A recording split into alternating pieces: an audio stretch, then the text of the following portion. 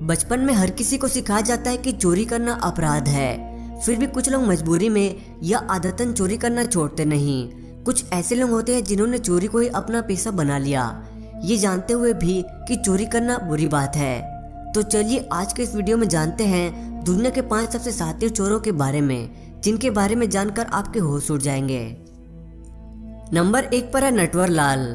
नटवर लाल भारत का रहने वाला सबसे बड़ा ठगी और शातिर चोर है। नटवर लाल ने पहली चोरी 1000 रुपए की थी।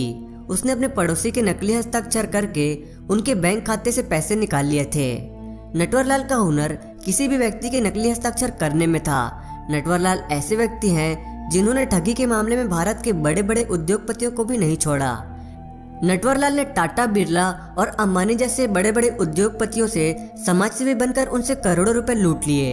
इतना ही नहीं, नटवर लाल देश के राष्ट्रपति के फर्जी हस्ताक्षर करके देश के राष्ट्रपति भवन, 2 बार लाल किला और 3 बार ताजमहल को भी बेच चुके हैं। और सबसे हैरानी की बात तो ये है कि जब उसने संसद भवन को बेचा तो उस समय सारे सांसद वहीं मौजूद थे। दूसरे नंबर पर है डीबी कूपर।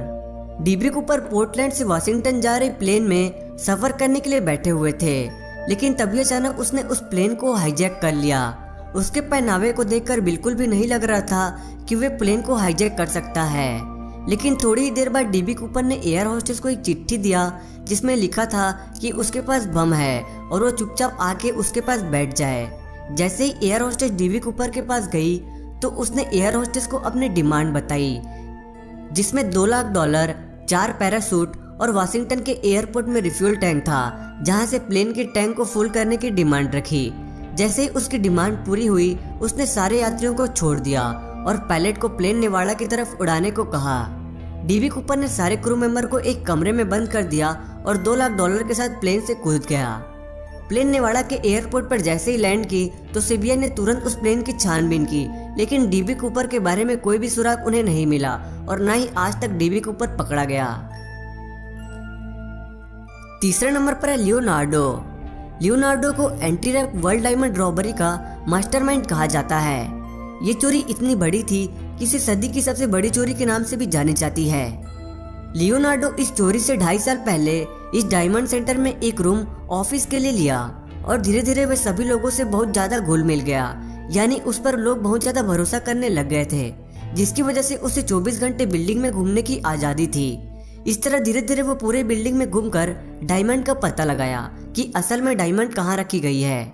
डायमंड का पता चलने के बाद उसने 15 फरवरी 2003 को चोरी को अंजाम दे डाला, जिसमें उसने लगभग 650 करोड़ से ज्यादा के हीरे को चुरा लिया और साथ ही उसने सभी सीसीटीवी फुटेज को भी चुरा लिया, जिससे उसकी कोई पहचान न कर सके। लेकिन कोई भी चोर चाहे कितना भी शातिर हो, कोई न कोई सुराग तो छोड़ ही जाता है। लियोनार्डो ने भी चोरी के दौरान एक सैंडविच खाकर उसे आधा ही छोड़ दिया था, जिसके डीएनए से पुलिस ने लियोनार्डो को पकड़ लिया, जिसके बाद पुलिस ने उसे 10 साल की सजा सुनाई। लेकिन लियोनार्डो ने कभी ये नहीं बताया कि उसने उस हीरे का क्या हाल किया, यानी कहाँ रखा। दोस्तों, क्या आपके घर में या आपकी कोई चीज चोरी हुई है? अगर हुई है तो मुझे कमेंट करके जरूर बताएं। चौथे नंबर पर है फ्रैंक। फ्रैंक का जन्म सन 1948 में न्यूयॉर्क में हुआ था। भारत के नटवर लाल की तरह फ्रैंक भी फेक साइन करने में यानी डुप्लीकेट दस्तखत करने में माहिर था। 21 साल की उम्र में ही फ्रैंक के पास 8 फेक आईडी थी, जिसमें एक पायलट, डॉक्टर और एक लॉयर की आईडी भी शामिल थी। फ्रैंक कभी भी किसी के भी चेक में साइन करके पैसे को अपने खाते में ट्रांसफर कर लेते थे। फ्रैंक को प्लेन में सफर करना और प्लेन चलाने का बहुत शौक था, इसलिए उसने एक पायलट की आईडी चुरा ली थी और नकली पायलट बनकर प्लेन उड़ाने पहुंच गए थे। लेकिन जब उनके को पायलट ने उन्हें प्लेन का कंट्रोल दिया तो वो प्लेन को ऑटो पायलट मोड में डाल दिया, क्योंकि उसे प्लेन चलाना नहीं आता था और फ्रैंक प्लेन में बैठे यात्रियों की जान को भी खतरे में नहीं डालना चाहता था। कुछ दिनों बाद फ्रैंक ने एक टीचर की भी आईडी चुराई और कई दिनों तक कॉलेज में प्रोफेसर रहे। इसी तरह फ्रैंक ने कई लोगों की आईडी चुराई, इसलिए उसे दुनिया के सबसे शातिर चोर माना जाता है। लेकिन साल 1974 में पुलिस ने उसे पकड़ लिया और उसे 12 साल की सजा भी सुनाई। फ्रैंक के ऊपर एक मूवी भी बनी है, catch me if you can के नाम से।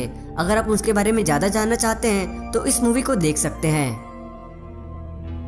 दोस्तों, इनमें से सबसे शातिर चोर आपको कौन लगा, मुझे कमेंट करके जरूर बताएं। और आपको ये वीडियो पसंद आई हो तो इस वीडियो को लाइक करें, और अभी तक आपने मेरे चैनल को सब्सक्राइब नहीं किया है तो वीडियो के नीचे दिए लाल बटन पर क्लिक करके सब्सक्राइब जरूर कर लें। वीडियो देखने के लिए धन्यवाद।